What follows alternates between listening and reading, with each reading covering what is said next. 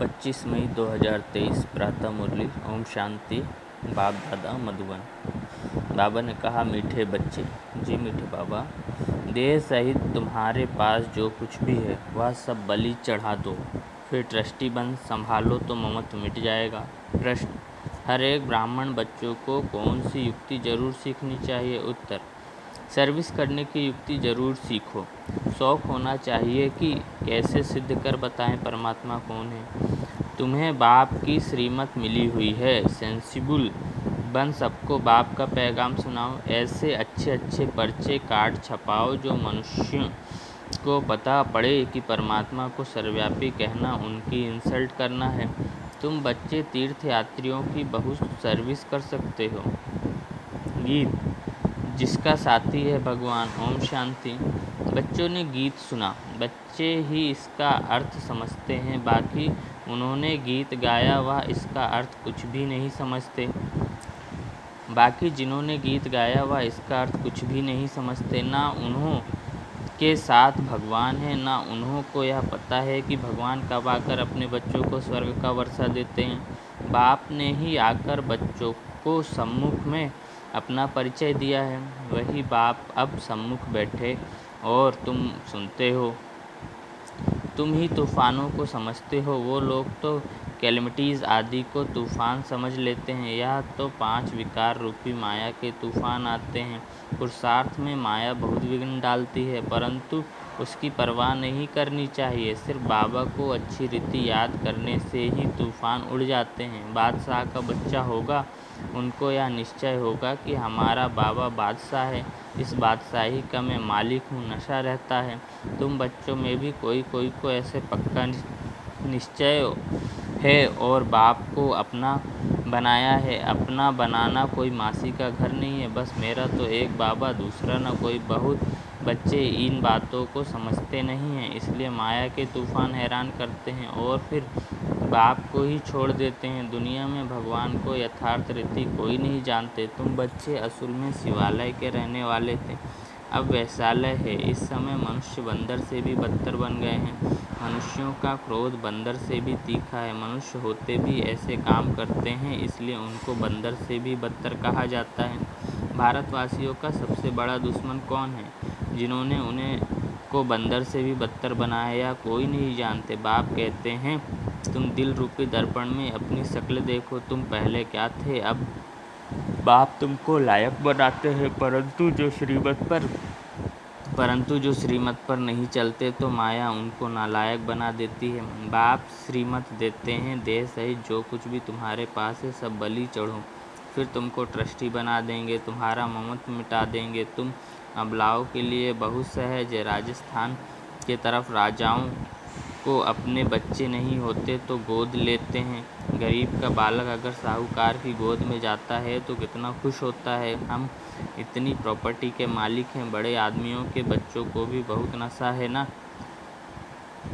बड़े आदमियों के बच्चों को भी बहुत नशा रहता है कि हम करोड़पति के बच्चे हैं। इस ज्ञान को तो उनको पता ही नहीं है, इस ज्ञान का तो उनको पता ही नहीं। तुम जानते हो कि इस ज्ञान में कितना भारी नशा रहता है। श्रीमत पर चलने से श्रेष्ठ बनेंगे, नहीं चलने से नहीं बनेंगे। भगवान कहते हैं, तुमको तो कोई किस्म की परवाह ही नहीं। रात दिन तुमको नशा रहना चाहिए कि हमको बाबा 21 जन्मों के लिए स्वर्ग की राजाई का वर्षा देते, हम बाबा की संतान बने हैं।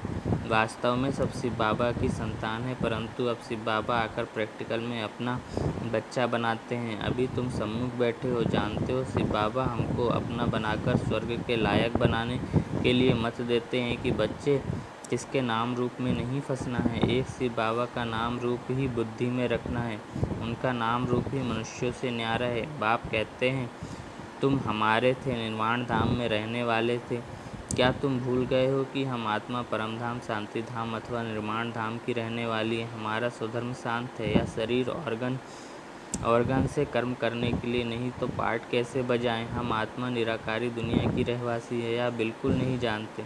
यह सब बातें मनुष्य ही जानेंगे, जानवर थोड़ी ही जानेंगे। परमात्मा को सर्वव्यापी कह दिया है तो खुद को भी भूल गए हैं कि हम आत्मा हैं। कहते हैं, क्राइस्ट ने इब्राहिम को परम पिता परमात्मा ने भेजा। कहते हैं क्राइस्ट को, इब्राहिम को परमपिता परमात्मा ने भेजा तो ज़रूर कोई बाप है भेजने वाला। यह तो तुम जानते हो कि ड्रामा अनुसार हर एक आता रहता है। भेजने करने का तो सवाल ही नहीं उठता। इस समय मनुष्य अज्ञान अंधेरे में है, न बाप को, न अपने को, न रचना को जानते हैं। मैं आत्मा हूँ या शरीर अलग है, हम आत्मा वहाँ से आए हैं, यह सब बातें बाबा ही याद दिलाते हैं। और बाप कहते हैं सभी को याद दिलाओ, तुम्हारा नियंत्रण बहुत अच्छा छपा हुआ है, तुम्हारा निमंत्रण बहुत अच्छा छपा हुआ है। शिव का चित्र भी है। यह बाबा या लक्ष्मी नारायण है। वर्षा लिखा हुआ है, परमपिता परमात्मा से आकर लक्ष्मी नारायण जैसा बनने का वर्षा लो। तुम नर से नारायण बनने के स्टूडेंट हो। साहूकार आदि के बच्चे पढ़ते होंगे तो कितना खुश होते होंगे, परंतु हमारे आगे तो यह कुछ भी नहीं है। अल्पकाल के सुख लिए मेहनत करते हैं। तुम बच्चे सदा सुख पाते हो, यह भी तुम ही कह सकते हो। वहाँ कहाँ भी जाओ हाथ में निमंत्रण पत्र हो, बोलो यह सभी आत्माओं का बाप स्वर्ग का रचयिता। उनसे वर्षा कैसे मिलता है सो लिखा हुआ है। यह निमंत्रण एरोप्लेन से गिरा सकते हो, अखबार में भी डाल सकते हो, बड़े बड़ों को निमंत्रण मिल जाएगा। यह एरोप्लेन विनाश के लिए भी हैं तो तुम्हारी सर्विस के लिए भी हैं। यह काम गरीब तो कर न सके, परंतु बाप है ही गरीब निवाज, गरीब ही वर्षा पाते हैं। साहूकार तो ममत्व में फंसे हुए हैं, सरेंडर होने में हृदय विदीर्ण होता है। कन्याएं माताओं का इस समय ही भाग्य उदय होता है। बाप कहते हैं इन माताओं द्वारा ही भारत का और साधु संत विद्वानों का उद्धार करना है। आगे चलकर वह सब आएंगे। अभी तो लोग समझते हैं हमारे जैसा कोई है नहीं। वह यह नहीं जानते कि गृहस्थ व्यवहार में रहते बाप ने राजयोग सिखाया है। उनका हठयोग कर्म संन्यास अलग है। भगवान तो जरूर आकर स्वर्ग का मालिक बनाएंगे, तो तुमको कितनी खुशी रहनी चाहिए। बाबा भक्ति में भी लक्ष्मी नारायण के चित्रों को बहुत प्यार के साथ में रखते थे। श्री कृष्ण के चित्र को देख बहुत खुश होते थे। बाबा बच्चों को समझाते हैं कि अपना और दूसरों का कल्याण करना है तो सर्विस में लग जाओ। एम ऑब्जेक्ट तो बहुत क्लियर है। वर्षा है DT वर्ड R1T, ऊपर शिव बाबा, नीचे लक्ष्मी नारायण। कितना सहज है समझाना, तो सबको निमंत्रण देना है। बेहद के बाप से स्वर्ग का वर्षा जरूर मिलना है। जहाँ बहुत लोग जाते हैं वहाँ यह पर्चे जरूर फेंकने चाहिए। कोई कुछ कह नहीं सकता, अगर कोई कहे तो हम सिद्ध कर समझाएंगे कि बाप जिससे स्वर्ग का वर्षा मिलता है उनको तुम सर्वव्यापी कहते हो।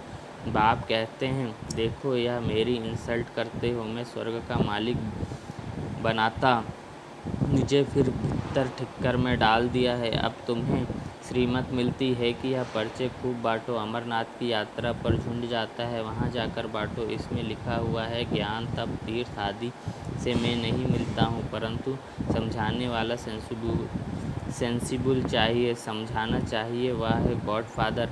सिर्फ भगवान ईश्वर परमात्मा कहने से पिता अक्षर नहीं आता, गॉड फादर कहने से पिता अक्षर आता है। हम सभी एक फादर के बच्चे ठहरे। परमात्मा सर्वव्यापी है तो क्या परमात्मा पतित हो गया? वह तो है ऊंचे ते ऊंचा। उनका यादगार मंदिर भी है। तो बच्चों को युक्ति से सर्विस करने का शौक चाहिए। यात्रा पर जाकर बहुत सर्विस कर सकते हो। वह है जिस्मानी यात्रा तुम्हारी है, तुम हो रूहानी यात्री। वह है जिस्मानी यात्री, तुम हो रूहानी यात्री। समझाना चाहिए तुम कहाँ जाते हो। शंकर पार्वती तो सूक्ष्म वतन में रहते हैं, यहाँ वह कहाँ से आए? यह सब है भक्ति मार्ग। तो ऐसे तुम बहुत सर्विस कर सकते हो। भक्त बेचारे बहुत थक्के खाते रहते हैं तो उन पर तरस पड़ता है। उनको बोलो तुम अपने धर्म को भूले हुए हो। हिंदू धर्म किसने स्थापन किया? सर्विस तो बहुत है। बच्चों को खड़ा होना चाहिए। बाप आया है स्वर्ग का वर्षा देने, फिर भी माया नाक से पकड़ एकदम मुंह फिरा देती है। इसलिए माया से बहुत खबरदार रहना है। अभी तुम बच्चे बाप दादा के सम्मुख बैठे हो। दुनिया को थोड़े ही मालूम है कि बाप सम्मुख आए हैं। सब आत्माओं की ज्योति बुझी हुई है, एकदम बुझ नहीं जाती है, थोड़ी लाइट रहती है। फिर बाबा आकर ज्ञान घृत डालते हैं। जब कोई मरता है तो दीवा जगाते हैं। यहाँ योग से आत्मा की ज्योति जगाई जाती है, ज्ञान की धारणा करते रहते हैं। भारत का प्राचीन राजयोग मशहूर है। वह निवृत्ति मार्ग वाले तो अनेक प्रकार के हठयोग सिखलाते हैं, फ़ायदा कुछ भी नहीं, नीचे गिरते ही जाते हैं। सिवाय योगेश्वर के कोई योग सिखला न सके। योग सिखलाने वाला है ईश्वर, वह है निराकार। बाप कहते हैं तुमको अब योग सिखला रहा हूँ। अब तुम्हारा 84 का पाठ पूरा हुआ। कोई के 84 जन्म, कोई के 60, कोई के 1-2 जन्म भी होते हैं। तुम बच्चों को खूब सर्विस करनी है। भारत ही हेवन था, गॉड गॉडेज का राज्य था। यह बातें तुम्हारे सिवाय कोई समझा न सके। गाली भी तुमको खानी पड़ती है। बाबा गाली खाएंगे तो क्या बच्चे नहीं खाएंगे, सितम सहन करेंगे। यह भी ड्रामा में नूंद है, फिर भी ऐसे ही होगा। अभी तुम बच्चों को पारस बुद्धि बनाता हूँ। ऐसे बाप को बहुत याद करना चाहिए जो विश्व के मालिक बनाते हैं। कहते हैं बच्चे जीते रहो, स्वर्ग का राज्य लो। ऐसे मीठे मीठे बाप को तुम याद नहीं कर सकते हो। याद से ही विकर्म विनाश होंगे। रहा हुआ पापों का खाता यहाँ चुकतू करना है। अगर योग नहीं लगाएंगे तो सज़ा खानी पड़ेगी। उस समय बाबा साक्षात्कार भी कराते हैं। तुम हमारे बनकर फिर फारकती दे तुम ट्रेटर बन गए। तुमने शुरुआत में साक्षात्कार भी किया। अच्छा,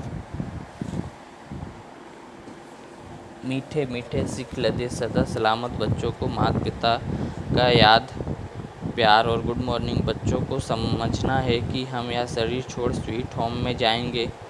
अब यहाँ रहने में ज़रा भी मज़ा नहीं है। अब हम बाबा के पास जाते हैं, बाबा को ही याद करना है। वहाँ से फिर स्वर्ग धाम में जाएंगे। यह यात्रा बड़ी वंडरफुल है, इसमें माया बहुत विघ्न डालती है। अच्छा, मीठे मीठे सिखलते बच्चों प्रति माता पिता बाप दादा का याद प्यार और गुड मॉर्निंग। रूहानी बाप की रूहानी बच्चों को नमस्ते। मुझ रूहानी बच्चे की रूहानी माता पिता मम्मा बाबा बाप दादा को याद प्यार गुड मॉर्निंग और नमस्ते। शुक्रिया बाबा, शुक्रिया आपका पद्मा पदम गुना शुक्रिया, जो आपने मुझे अपना बना लिया, आप समान बना दिया। वाह वाह वाह वाह, क्या से क्या बना दिया, मुस्कुराना सिखा दिया। धारणा के लिए मुख्य सार। पहला, एक शिव बाबा का नाम रूप बुद्धि में रखना है और किसी के भी नाम रूप में फंसना नहीं है। दूसरा, माया के तूफानों की परवाह नहीं करनी है। मेरा तो एक शिव बाबा, दूसरा न कोई। इस विधि से तूफान हटा देने हैं। वरदान, सदा यथार्थ श्रेष्ठ कर्म द्वारा सफलता का फल प्राप्त करने वाले ज्ञानी योगी तू आत्मा भव। सदा यथार्थ श्रेष्ठ कर्म द्वारा सफलता का फल प्राप्त करने वाले ज्ञानी योगी तू आत्मा भव। जो ज्ञानी और योगी तू आत्मा है, उनके हर कर्म स्वतः युक्ति युक्त होते हैं। युक्ति अर्थात सदा यथार्थ श्रेष्ठ कर्म। कोई भी कर्म रूपी बीज फल के सिवाय नहीं होता। जो युक्ति युक्त होगा वह जिस समय जो संकल्प वाणी या कर्म चाहे वह कर सकेगा। उनके संकल्प भी युक्ति युक्त होंगे। ऐसे नहीं यह करना नहीं चाहता था, हो गया। सोचना नहीं चाहिए था, सोच लिया। राजयुक्त योग युक्त की निशानी है ही युक्ति युक्त। स्लोगन, जिनकी दिल बड़ी है उनके भंडारे सदा भरपूर है। जिनकी दिल बड़ी है उनके भंडारे सदा भरपूर है। अच्छा, ओम शांति।